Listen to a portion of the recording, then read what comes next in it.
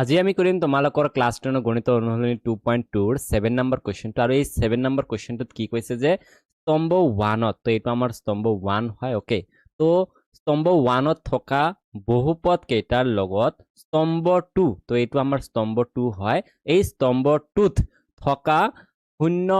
দুটাৰ যোগফল আৰু পূৰণফল মিলোৱা তো এইটো আমাৰ প্ৰথমটো আমাৰ শূন্যৰ যোগফল আৰু পিছৰটো আমাৰ শূন্যৰ পূৰণফল তো আমাক মিলাব দিছে যে এই নাম্বাৰটোৰ লগত কোনটো হ'ব এইটো হ'ব পি হ'ব নে কিউ হ'ব নে আৰ হ'ব ওকে তো এইটো আমাৰ মিলাব দিছে তো কৈছে যে শূন্যৰ যোগফলটো প্ৰথমটো হ'ব আৰু শূন্যৰ পূৰণফলটো আমাৰ পিছৰটো হ'ব ওকে তো এইটো আমাৰ সূত্ৰ তো এই সূত্ৰ দুটা ব্যৱহাৰ কৰি আমি এইটো ওলাম ওকে তো প্ৰথম সূত্ৰটো আছে আমাৰ শূন্য দুটাৰ সমষ্টি ইকুৱেল টু কি হয় -xৰ হহক বাই x স্কয়াৰৰ হহক ওকে তো যদি আমি a নাম্বাৰটোৰ কাৰণে শূন্য দুটাৰ সমষ্টি ওলাও তেনেহলে আমাৰ সূত্ৰ মতে হ'ব a নাম্বাৰটোৰ কাৰণে আমি লিখিম তো আলফা প্লাস বিটা ওলাব আমাৰ শূন্য দুটাৰ সমষ্টি ওলাব তো ওপৰত আছে মাইনাস তো আমি প্ৰথমত মাইনাস বহাম সূত্ৰৰ মাইনাস তাৰ পিছত আছে x ৰ হহক তো তুমি যদি ইয়াতে চোৱা x ৰ হহক আছে -7 আমি -7 বহাম আৰু এটো ব্ৰেকেটত ৰাখিম আৰু তলত আছে x স্কয়াৰ হওক ইয়াতে তুমি চোৱা x স্কয়াৰ হওক আছে 1 ওকে তো তলত 1 বহাই দিম তো ইয়াৰ মান হ'ব +7 ওকে তো আৰু যদি আমি পূৰণফল ওলাও alpha into beta equal to কি হ'ব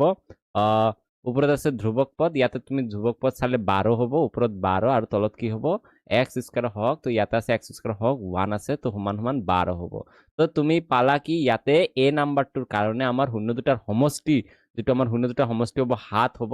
কোনটো 7 আছে এইটো আমাৰ 7 আছে p আৰু q নাম্বাৰটোত আমাৰ 7 আছে ওকে শূন্য দুটাৰ সমষ্টি আৰু শূন্য দুটাৰ গুণফল যেটো আছে আমাৰ 12 লাইছে তো আমাৰ आंसर হ'ব q নাম্বাৰ ওকে তো এই এক নাম্বাৰটোৰ লগত আমাৰ आंसर হ'ব q okay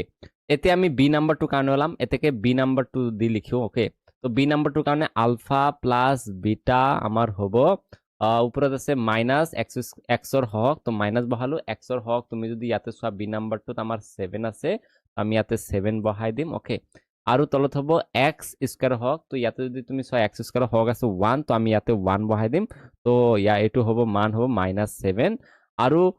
ULFA into beta যেটো আমাৰ শূন্য দুটাৰ গুণফল এটো ওলাব আমাৰ ওপৰত আছে ধ্ৰুৱক পদ আমি ওপৰত ধ্ৰুৱক পদ দিম যেটো আমাৰ 12 ওলাই ওপৰত লিখিম 12 আৰু তলত লিখি দিম x স্কয়াৰ হওক ইয়াতে x স্কয়াৰ হওক আছে 1 তো এটো আমাৰ 12 ওলাব ওকে তো এটো যদি তুমি যদি ভালদৰে চোৱা এটো আমাৰ r নাম্বাৰটোত আছে যে প্ৰথমটো আছে -7 আৰু পিছৰটো আছে 12 তো আমাৰ r নাম্বাৰটোৰ লগত b নাম্বাৰটো আমাৰ মিলিব ওকে তেতে আমি যদি c নাম্বাৰটো ওলাও তো c নাম্বাৰটো p নাম্বাৰটোৰ লগতে হ'ব ওকে কিয়নো এইটোই বাকি আছে তো এইটোই হ'ব তো আমি তথাপিও আমি ওলাইছা ওকে তো আমাৰ হ'ব আলফা প্লাস বিটা ওলাব আমাৰ প্ৰথমত আছে মাইনাস তো আমি মাইনাস দিম তাৰ পিছত আছে x ৰ হহক ইয়াতে তুমি যদি x ৰ হহক চোৱা -7 আছে তো -7 বহাম আৰু তলত আছে x স্কয়াৰ হওক ইয়াতে আছে x স্কয়াৰ হওক আছে 1 ইয়াতে -7 আছে +7 হৈ যাব তো এইটো আমাৰ শূন্য দুটাৰ যোগফল যেটো आंसर হলাল 7 হলাল আৰু শূন্য দুটাৰ গুণফল যেটো ওলাব আমাৰ ওপৰত হ'ব ধ্ৰুৱক পদ তলত হ'ব x স্কয়াৰ হওক তো ধ্ৰুৱক পদটো আমাৰ আছে -12 আছে আৰু তলত হ'ব 1 ওকে তো এটো হ'ব -12 তো এটা তুমি যদি চোৱা এটো p নাম্বাৰটোত আছে যে প্ৰথমটো আছে 7 তাৰ পিছত আছে -12 ওকে তো এটা আমি পালো যে c নাম্বাৰটোৰ লগত p নাম্বাৰটো হ'ব ওকে তো এতিয়া আমি শুদ্ধ বিকল্পটো বাছি ওলাম কোনটোৰ লগত কোনটো হ'ব তো l লগত আমাৰ হ'ব q তো a নাম্বাৰটোত l লগত q আছে ওকে তো b লগত p আছে b লগত আমাৰ কি হ'ব লাগে r তো এটো নহব a নাম্বাৰটো নহব এটা আমি b নাম্বাৰটো চাম l লগত q আছে হয় l লগত q হ'ব b লগত আমাৰ হ'ব লাগে r তো b লগত r আছে আৰু c লগত